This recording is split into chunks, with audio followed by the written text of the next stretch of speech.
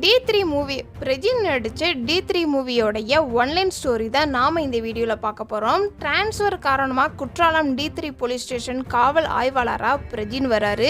அந்த நேரம் ஆக்சிடென்ட் கேஸ்ல ஒரு பொண்ணு இறந்து போயிடுறாங்க. அந்த கேஸ் பிரஜினோடைய ஸ்டேஷனுக்கு வருது.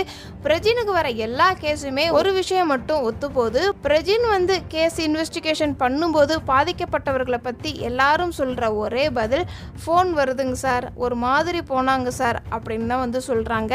இந்த வார்த்தை பிரஜினுக்கு திரும்ப திரும்ப மனசுல ஓடுது. இந்த மாதிரி கேஸ் போலீஸ் ஸ்டேஷன்லயே ஆக்சிடென்ட் கேஸ்ங்கிற பேர்ல மூடப்பட்ட 213 வழக்குகள் ஒரே ஸ்டேஷன்ல இருப்பதையுமே பிரஜினு கண்டுபிடிக்கிறாரு.